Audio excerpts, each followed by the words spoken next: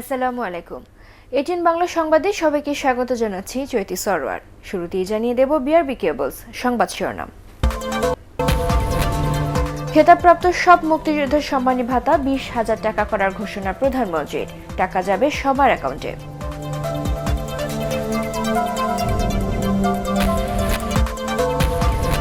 ফেব্রুয়ারি আসছে করোনা টিকার দ্বিতীয় চালান। এবার পাওয়া যাবে 20 থেকে 30 লাখ ডোজ।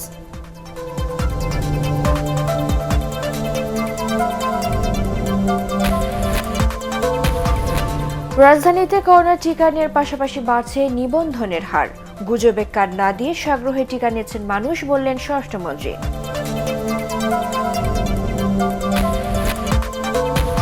এবং চতুর্থ দফায় নোয়াখালীর ভাসানচরে যাচ্ছেন আরও 2010 জন রোহিঙ্গা।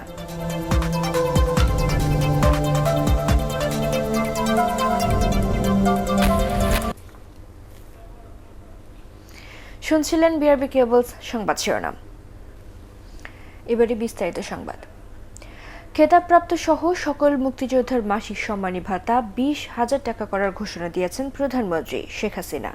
এখন থেকে মুক্তিযোদ্ধাদের সম্মানী ভাতা সরাসরি পৌঁছে যাবে তাদের অ্যাকাউন্টে। গণভবন থেকে অনলাইনে এই কার্যক্রমের উদ্বোধন করেন প্রধানমন্ত্রী। বিস্তারিত জানাচ্ছেন শফিকুল ইসলাম শামীম।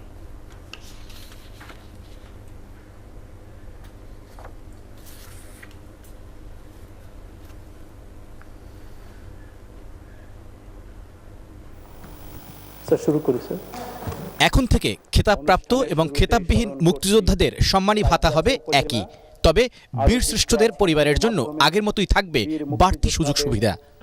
সব মুক্তিযোদ্ধার ভাতা 20,000 টাকা করার ঘোষণা দিয়ে প্রধানমন্ত্রী বলেন, দেশে কোনো মুক্তিযোদ্ধাই অবহেলায় থাকবেন না।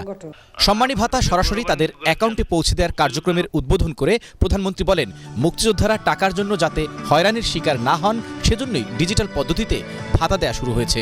আমরা 20,000 টাকা করেই মুক্তিযোদ্ধাদের ভাতা বৃদ্ধি করব। তবে আজকে যেটা আমরা করেছি যে আজকে অনলাইনে ডিজিটাল পদ্ধতিতে যাবে, আজকে যে ভাতাটা যাচ্ছে সেটা সেভাবেই যাবে। তবে এটা একটু করতে সময় নেবে, কারণ বাজেটে টাকা সব কিছু ব্যবস্থা করতে একটু সময় লাগবে।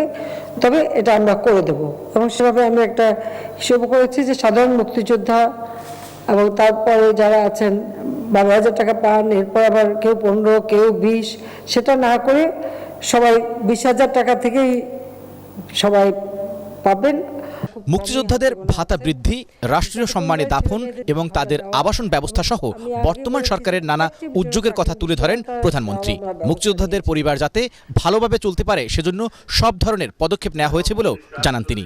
মুক্তিযোদ্ধারা ভিক্ষা করে খাবে, ঘর থাকবে না, তাদের ছেলে মেয়েরা অবহেলিত থাকবে, এটা অন্তত আমি যতদিন বেঁচে আছি এটা হতে পারে না, এটা আমরা মানতে পারি না। কারণ তাদের অবদানই তো আমাদের স্বাধীনতা।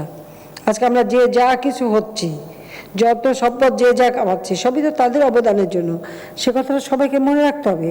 তাই যারা বিভিন্ন এলাকায় বিত্তশালী আছেন তাদেরকে আমি অনুরোধ করব, যদি কোনো মুক্তিযুদ্ধ এরকম অবহেলিত থাকে অবশ্যই আপনারা নিজের উদ্যোগে তাদের সমস্যাটা দূর করা। পরে ভাতাপ্রাপ্ত মুক্তিযোদ্ধাদের সাথে অনলাইনে যুক্ত হয়ে কুশল বিনিময় করেন প্রধানমন্ত্রী।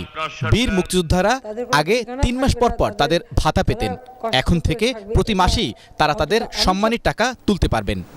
জয় বাংলা, জয় বঙ্গবন্ধু। শফিকুল ইসলাম শামীম, এটিএন বাংলা, ঢাকা। মাননীয় প্রধানমন্ত্রী এখন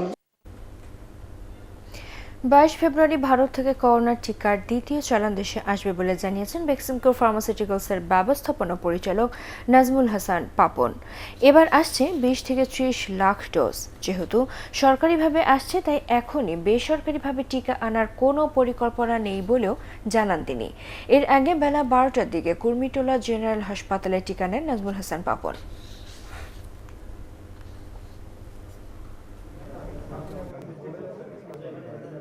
ওনাদের যে আন্তরিকতা, ওনারা প্রত্যেকে যে কষ্টটা করছেন শুধু জনগণের জন্য, এটার জন্য ওনাদেরকে ধন্যবাদ দিতেই হবে। আজকে 2টোর মধ্যে লিস্ট চলে আসবে, দিয়েছে কোচিং স্টাফ যারা আছে তারা তো দিয়েছে, যারা নাকি সাথে যাচ্ছে, খালি প্লেয়ার সবাই দেয়নি। আমি শুনেছি যে 50% প্লেয়ার দিয়েছে। ওনাদের যে আন্তরিকতা। রাজধানীতে করোনার টিকা নেওয়ার পাশাপাশি বাড়ছে নিবন্ধনের হার। রাজারবাগ পুলিশ লাইন্স হাসপাতালে টিকা নিয়ে স্বরাষ্ট্রমন্ত্রী আসাদুজ্জামান খান কামাল বলেন, নেতিবাচক প্রচারণা উপেক্ষা করে মানুষ উৎসবমুখর পরিবেশে টিকা নিচ্ছেন। প্রধানমন্ত্রীর উৎসাহে এদিন টিকা নিয়েছেন তার চাচা শেখ কবির হোসেন। সকল ভয়ভীতি কাটিয়ে সবাইকে টিকা নেওয়ার পরামর্শ চিকিৎসকদের। আরও জানাচ্ছেন নিয়াজ-জামান সজীব। করোনাকালে সবচেয়ে আকাঙ্ক্ষিত ছিল টিকা। দেশের মানুষ এখন বিনামূল্যে সেই টিকা নিতে পারছেন। দিন যতই যাচ্ছে মানুষের ভেতরে করোনার ভ্যাকসিন নেওয়ার আগ্রহ বাড়ছে, বেড়েছে নিবন্ধনের হারও। আর তাই দিনের শুরুতেই টিকাদান কেন্দ্রগুলোতে লক্ষ্য করা গেছে মানুষের ভিড়। নিয়ম অনুযায়ী নিবন্ধন করার পরে ফিরতি SMS পাওয়ার পর নির্দিষ্ট দিনেই টিকা নিতে কেন্দ্রে হাজির হচ্ছেন তারা। তবে মধ্যবিত্ত ও উচ্চবিত্তদের ভেতরেই এই টিকা নেওয়ার ব্যাপারে আগ্রহ বেশি। টিকা দেওয়ার আগে একটু ভয় ছিল, কিন্তু এখন ভয়টা কেটে গেল। অনেক উন্নত দেশেও এখন টিকাদান কর্মসূচি শুরু হয় নাই। প্রধানমন্ত্রী শেখ হাসিনা দেশবাসী সবার মতোই তার পরিবারের সদস্যদেরও টিকা নেওয়ার পরামর্শ দিয়েছেন। প্রধানমন্ত্রীর পরামর্শেই সপরিবারে টিকা নিয়েছেন তার চাচা শেখ কবির হোসেন। উনি একদিন বললেন যে এরকম আপনি টিকা নিচ্ছেন, আমি বললাম যে না, ভ্যাকসিন নিচ্ছেন না। কেন নেন নাই? আপনার বয়স কত জানেন আপনি এখনও নেন নাই, আপনি শিগগির ভ্যাকসিন নেন। করোনা ভাইরাসের টিকা নিয়েছেন স্বরাষ্ট্রমন্ত্রী আসাদুজ্জামান খান ও পুলিশের আইজি ডক্টর বেনজির আহমেদ। প্রতিকূলতা ফেস করতে করতে আজকে এমন একটি জায়গায় আসছি যে আমাদের ডেথ রেট কমে গিয়েছে। আপনারা নিশ্চয়ই দেখেছেন, কালকে মাত্র 3 জন ছিল। সংক্রমণের রেটও কমে গিয়েছে। বঙ্গবন্ধু শেখ মুজিব মেডিকেল বিশ্ববিদ্যালয়ের উপাচার্য কনককান্তি বড়ুয়া জানিয়েছেন, আগের তুলনায় ভ্যাকসিন প্রত্যাশীদের সংখ্যা বাড়লেও সবাইকে সেবা দিতে প্রস্তুত রয়েছে তারা। 1200 টিকার জন্য আমরা আসলে প্রস্তুত, কিন্তু আমরা প্রতিদিনে দেখা যায় 1500-এর উপরে টিকা দিচ্ছি। তার মানে কি? তার মানে আমাদের সক্ষমতা অনেক বেশি। এখনো পর্যন্ত যারা টিকা নিয়েছেন তাদের ভেতরে তেমন কোনো বড় ধরনের পার্শ্ব প্রতিক্রিয়া দেখা যায়নি বলে জানিয়েছেন চিকিৎসকরা। আশঙ্কা আর অপপ্রচারকে পেছনে ফেলে দেশের মানুষ করোনার টিকা নিচ্ছেন। বিশেষজ্ঞরা বলছেন, এই করোনা টিকাদান কর্মসূচি অব্যাহত রাখার পাশাপাশি দেশের মানুষ যদি সঠিকভাবে স্বাস্থ্যবিধি মেনে চলে, তাহলে করোনামুক্ত বাংলাদেশ গড়ার যে স্বপ্নের কথা বলা হচ্ছে তা হয়তোবা একদিন বাস্তবে রূপ নেবে। নিয়াজ-জামান সজীব, ATN বাংলা, ঢাকা। চতুর্থ দফায় স্বেচ্ছায় নোয়াখালীর ভাসানচরে যাচ্ছেন হাজারো রোহিঙ্গা। সকালে চট্টগ্রাম থেকে নৌবাহিনীর জাহাজ 2010 জন রোহিঙ্গা নিয়ে ভাসানচরের উদ্দেশ্যে রওনা হয়। এর আগে ভাসানচরে স্থানান্তরের উদ্দেশ্যে গতকাল কক্সবাজার থেকে চট্টগ্রামে আনা হয় তাদের। গতকাল দুপুরে উখিয়া ডিগ্রি কলেজ মাঠ থেকে প্রথম দফায় 22টি গাড়িতে 1152 জন রোহিঙ্গাকে চট্টগ্রামে পাঠানো হয়। গত বছরের 4 ডিসেম্বর প্রথম দফায় স্থানান্তর করা হয় 1642 জনকে। 29 ডিসেম্বর দ্বিতীয় দফায় 1804 জনকে এবং চলতি বছরের 29 ও 30 জানুয়ারি তৃতীয় দফায় স্থানান্তর করা হয় 3242 জন রোহিঙ্গাকে। পর্যায়ক্রমে 1 লাখ রোহিঙ্গাকে ভাসানচরে সরিয়ে নেওয়ার পরিকল্পনা রয়েছে সরকারের। 2017 সালে মিয়ানমারের রাখাইনে রোহিঙ্গা জনগোষ্ঠীর উপর নৃশংস হত্যাযজ্ঞ শুরু হলে প্রায় 8 লাখ রোহিঙ্গা বাংলাদেশে পালিয়ে আসে। দুবাইতে ভিজিট ভিসায় যাওয়া কর্মীদের ছাড়পত্র বা স্মার্ট কার্ড দিচ্ছে জনশক্তি কর্মসংস্থান ও প্রশিক্ষণ ব্যুরো BMET। প্রবাসী কল্যাণ ও বৈদেশিক কর্মসংস্থান মন্ত্রণালয়ের পক্ষ থেকে বলা হচ্ছে, সংযুক্ত আরব আমিরাতের শ্রমবাজার দীর্ঘদিন বন্ধ থাকায় কর্মীদের কথা বিবেচনায় রেখে এই সিদ্ধান্ত নেওয়া হয়েছে। তবে বিদেশে যাওয়ার পরে কর্মীদের ঝুঁকি এড়াতে দূতাবাসকে আগে থেকে সব ধরনের প্রস্তুতি নেওয়ার পরামর্শ বিশ্লেষকদের। শফিকুল ইসলাম শামীমের আরও একটি রিপোর্ট। 2012 সালের পর থেকে বাংলাদেশিদের জন্য বন্ধ রয়েছে সংযুক্ত আরব আমিরাতের কর্মী ভিসা। সম্প্রতি ভিজিট ভিসায় দুবাইতে যাওয়ার পরে কর্মী ভিসা নেয়ার সুযোগ দিয়েছে দেশটি। বিশ্লেষকদের মতে, দুবাইতে গিয়ে কর্মীরা যাতে সহজে ভিসা লাগাতে পারে সে বিষয়ে দূতাবাসকে সক্রিয় হতে হবে। শ্রম অভিবাসন বিশ্লেষক হাসান আহমেদ চৌধুরী কিরণ বলেন, কর্মীদের স্বার্থ বিবেচনায় এমন সিদ্ধান্ত ইতিবাচক। তবে এক্ষেত্রে কাজের অনুমতি দেওয়ার আগে কর্মী ভিসার বিষয়টি নিশ্চিত করতে হবে দূতাবাসকেই। ভিজিট ভিসার মাধ্যমে কর্মীদেরকে প্রেরণ করে তাদেরকে সেখানে আবার কর্মী ভিসায় রূপান্তর করার যে প্রক্রিয়াটাকে আমি মন্ত্রণালয়ের উদ্যোগে স্বাগত জানাই। তবে এই ক্ষেত্রে আমাদেরকে একটা বিষয় খেয়াল রাখতে হবে, ভিজিট ভিসায় কর্মী প্রেরণ করবার পূর্বে সেই কর্মীকে সংশ্লিষ্ট নিয়োগকর্তা রয়েছে সেই নিয়োগকর্তাকে আমাদের দূতাবাস যাতে সেখানে গিয়ে পর্যবেক্ষণ করে সত্যায়ন প্রদান করে এবং সত্যায়নকৃত কাগজপত্রের ভিত্তিতে যাতে কর্মীদেরকে প্রবাসী কল্যাণ মন্ত্রণালয় আমাদের বিএমইটি সেখানে নিয়োগ অনুমতি দেয় অথবা স্মার্ট কার্ড প্রদান করে। তাহলে কিন্তু যারা এই প্রতারিত করবার জন্য বসে থাকে, ফাঁদ পেতে বসে থাকে, তাদেরকে নিয়ন্ত্রণ করা সহজ হবে। প্রবাসী কল্যাণ ও বৈদেশিক কর্মসংস্থান মন্ত্রণালয়ের সচিব জানান, যদি কোনো কোম্পানি গ্রুপ ভিসার অনুমোদন নেয় এবং তা দূতাবাস থেকে সত্যায়িত হয়ে আসে তাহলেই স্মার্ট কার্ড দেয়া হবে। এখন পর্যন্ত আমরা যাদের কাছ থেকে ওয়ার্ক অর্ডার বা ডিমান্ড লেটার পাচ্ছি সেগুলো হচ্ছে বেশ বড় বড় কোম্পানি, তাদের কোটা এবং অন্যান্য এমপ্লয়াবিলিটি আছে। ওখানে ইতিমধ্যেই বিভিন্ন দেশের অনেক মানুষ, বাংলাদেশে অনেক মানুষ কর্মরত আছে। এটা দেখেই তারা সত্যায়ন করছেন, তারা মানে আমাদের বাংলাদেশ মিশন। তো এই সত্যায়নের ভিত্তিতেই আমাদের এখান থেকে ইমিগ্রেশন ক্লিয়ারেন্সটা আমরা দিচ্ছি, মন্ত্রণালয় তাদের অনুকূলে নিয়োগ অনুমতি প্রদান করছে। প্রচলিত নিয়মে ভিজিট ভিসায় স্মার্ট কার্ড দেওয়ার সুযোগ নেই, তবে দুবাই সরকার সুযোগ দেওয়ার কারণে প্রবাসী কল্যাণ ও বৈদেশিক কর্মসংস্থান মন্ত্রণালয় এমন সিদ্ধান্ত নিয়েছে। শফিকুল ইসলাম শামীম, এটিএন বাংলা, ঢাকা।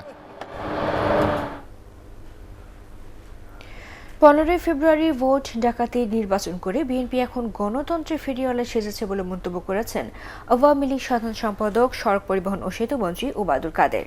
তিনি বলেন, 1996 সালের এই দিনে বিএনপির ভোটারবিহীন নির্বাচন ইতিহাসে নজিরবিহীন প্রহসন। 15 ফেব্রুয়ারি গণতন্ত্র হত্যা দিবস উপলক্ষে রাজধানীর রাসেল স্কয়ারে ঢাকা মহানগর উত্তর আওয়ামী লীগের আলোচনা সভায় ভার্চুয়ালি যুক্ত হয়ে এসব কথা বলেন ওবায়দুল কাদের। সভায় অন্যান্যের মধ্যে বক্তব্য রাখেন আওয়ামী লীগের প্রেসিডিয়াম সদস্য আব্দুর রাজ্জাক, ফারুক খান ও যুগ্ম সাধারণ সম্পাদক ডক্টর দীপুমণি। 1991 সালের নির্বাচনে ষড়যন্ত্রের মাধ্যমে আওয়ামী লীগের সুনিশ্চিত বিজয় ছিনিয়ে নেওয়া হয়, কিন্তু সরকার গঠনের পর থেকে বিএনপি 3 জোটের রূপরেখা বাস্তবায়নে কোনো পদক্ষেপ না নিয়ে শহীদের রক্তের সাথে বেইমানি করে জনগণের প্রত্যাশা বুকে ছুরিকাঘাত করে। বঙ্গবন্ধুর হত্যাকারীদের শেখ হাসিনা বিভিন্ন সময়ে নানাভাবে পুরস্কৃত করেছেন বলে অভিযোগ করেছেন বিএনপি নেতারা। নয়াপল্টন কেন্দ্রীয় কার্যালয়ে ঢাকা জেলা বিএনপির প্রতিবাদ সমাবেশে দলের সিনিয়র যুগ্ম মহাসচিব রুহুল কবির রিজভী একথা বলেন। রাজনৈতিক প্রতিহিংসার কারণেই জিয়াউর রহমানের মুক্তিযুদ্ধের খেতাব কেড়ে নেওয়ার ষড়যন্ত্র হচ্ছে বলে অভিযোগ করেন স্থায়ী কমিটির সদস্য গয়েশ্বরচন্দ্র রায়। এর আগে দলীয় কার্যালয়ের সামনে সমাবেশ করার চেষ্টা করলে পুলিশ বাধা দেয়।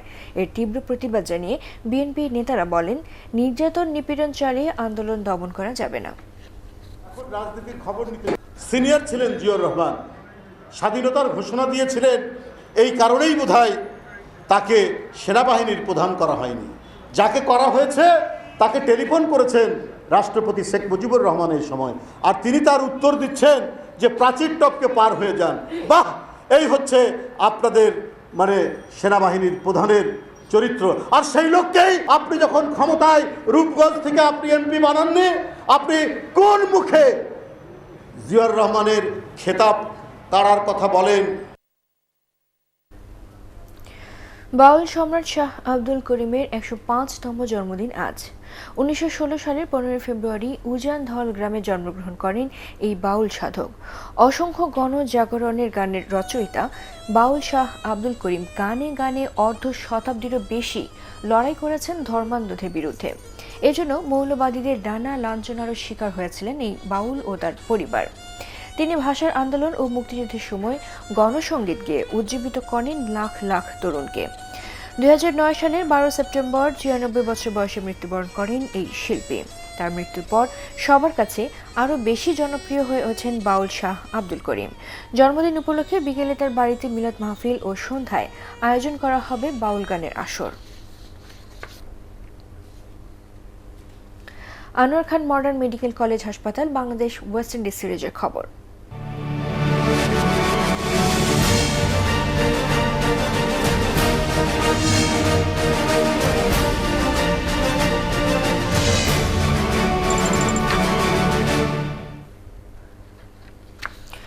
ওয়েস্ট ইন্ডিজের বিপক্ষে সিরিজ হারায় অসন্তোষ জানিয়েছেন অলরাউন্ডার সাকিব আল হাসান।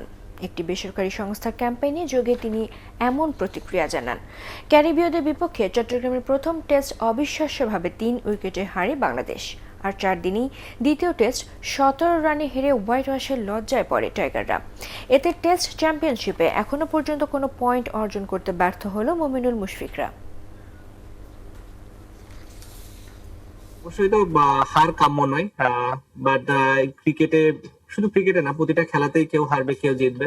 সব দিক থেকে বাংলাদেশ এগিয়ে যাচ্ছে, বাট উন্নতি তো শেষ নাই। জানিয়ে দেব শেয়ার বাজারের খবর।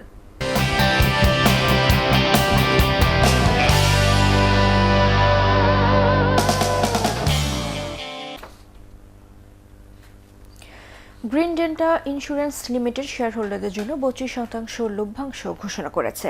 এর মধ্যে 24.5% নগদ এবং 7.5% বোনাস। 31 ডিসেম্বর 2020 সমাপ্ত হিসেব বছরের আর্থিক প্রতিবেদন পর্যালোচনা করে এই লভ্যাংশ ঘোষণা করা হয়। সমাপ্ত বছরে কোম্পানিটির শেয়ার প্রতি আয় হয়েছে 7 টাকা 16 পয়সা, সম্পদ মূল্য হয়েছে 68 টাকা 95 পয়সা। আগামী 30 মার্চ এজিএম অনুষ্ঠিত হবে, রেকর্ড ডেট 8 মার্চ। রবি আজিয়াটা লিমিটেডের পরিচালনা পর্ষদ সভা আজ 2:45 অনুষ্ঠিত হবে। সভায় 21 ডিসেম্বর 2020 সমাপ্ত হিসেব বছরের নিরীক্ষিত প্রতিবেদন পর্যালোচনার পর প্রকাশ করা হবে। প্রথমবারের মতো বিনিয়োগকারীদের জন্য লভ্যাংশ ঘোষণা করা হতে পারে। রাজধানীর কদমতলী ও মুগদা এলাকার দুটি চাঞ্চল্যকর হত্যা মামলার রহস্য উদ্ঘাটন করেছে গোয়েন্দা পুলিশ ডিবি। ঢাকা মহানগর ও আশেপাশের এলাকায় অভিযান চালিয়ে এর সাথে জড়িত 14 জনকে গ্রেফতার করা হয়। এর মধ্যে রাজধানীর কদমতলী থানার অধীনে জুরাইন এলাকায় জাকির হত্যা মামলার 7 অভিযুক্তকে গ্রেফতার করে ডিবি। এলাকার আধিপত্য বিস্তারকে কেন্দ্র করে এই হত্যাকাণ্ড ঘটেছে বলে সংবাদ ব্রিফিংয়ে জানিয়েছে গোয়েন্দারা। অন্যদিকে মুগদা থানা এলাকায় কিশোর গ্যাংয়ের হাতে খুন হয় কিশোর হাসান। রাজধানীর বিভিন্ন এলাকা থেকে এই হত্যাকাণ্ডের সাথে জড়িত 7 জনকে গ্রেফতার করা হয়েছে।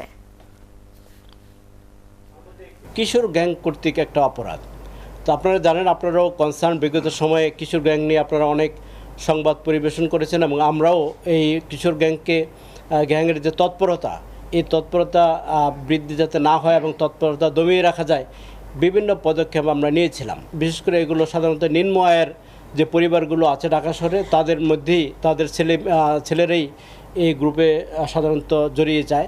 যে গডফাদার থাকুক বা যে বড় ভাই থাকুক বা যে পৃষ্ঠপোষক থাকুক, তাকেও আমরা আইনামূলে আনব। আল আরাফা ইসলামী ব্যাংক অর্থ সংবাদ।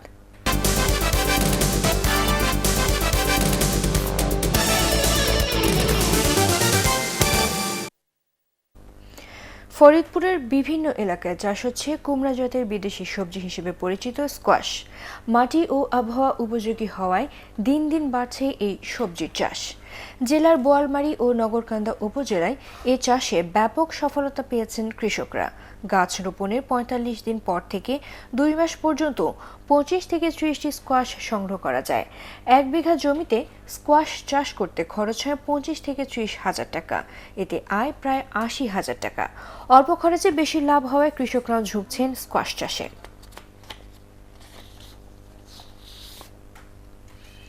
আন্তর্জাতিক সংবাদ।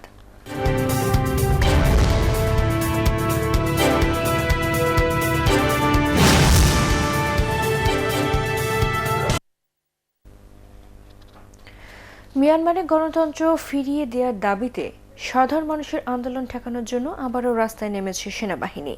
বিবিসির খবরে বলা হয়, রাস্তায় সেনাবাহিনীর সাজোয়া যান টহল দিচ্ছে গত রাত থেকে। এ সময় বন্ধ রাখা হয় ইন্টারনেট সেবা। মিয়ানমারের টেলিফোন অপারেটর কোম্পানিগুলোর পক্ষ থেকে জানানো হয়, রাত 1টা থেকে সকাল 9টা পর্যন্ত তাদের ইন্টারনেট সংযোগ বন্ধ রাখতে সরকারি আদেশ দেওয়া হয়েছে। এর আগে বিক্ষোভের 9ম দিনে কাচিন প্রদেশে গণতন্ত্র মুক্তিকামী মানুষের উপর গুলি চালায় সামরিক জান্তা। এ ধরনের ঘটনা মিয়ানমারের সাধারণ মানুষের উপর সেনাবাহিনীর যুদ্ধ ঘোষণার শামিল বলে মন্তব্য করেছেন জাতিসংঘের এক কর্মকর্তা। সেনাবাহিনীকে ধৈর্যের পরিচয় দেওয়ার আহ্বান জানিয়ে বিবৃতি দিয়েছেন ইউরোপীয় ইউনিয়ন, যুক্তরাষ্ট্র ও যুক্তরাজ্যের কূটনৈতিকরা। জানিয়ে দেব পার্টেক্স খেলার খবর।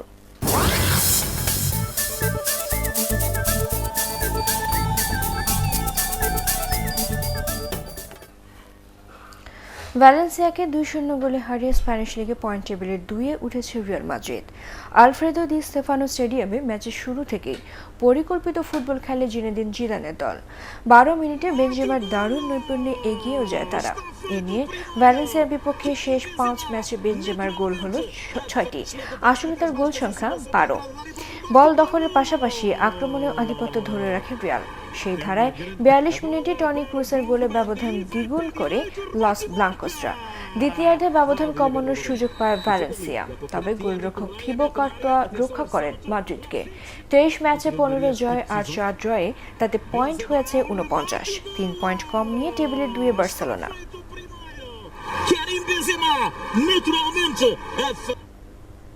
শেষ করার আগে বিআরবি কেবল সংবাদ শিরোনাম জানিয়ে দেব আরও একবার। খেতাবপ্রাপ্ত সব মুক্তিযোদ্ধার সম্মানী ভাতা 20,000 টাকা করার ঘোষণা প্রধানমন্ত্রীর, টাকা যাবে সবার অ্যাকাউন্টে।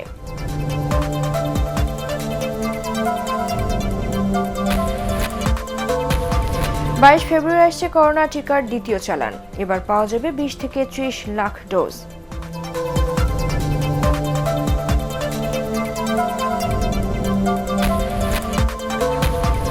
রাজধানীতে করোনা টিকা নেওয়ার পাশাপাশি বাড়ছে নিবন্ধনের হার, গুজবে কার্ড না দিয়ে সাগ্রহে টিকা নিচ্ছেন মানুষ, বললেন স্বরাষ্ট্রমন্ত্রী।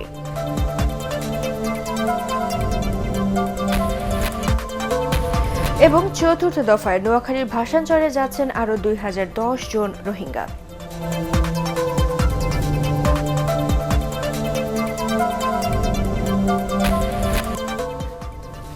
পরবর্তী সংবাদ দেখার আমন্ত্রণ জানিয়ে এখনকার মতো শেষ করছি।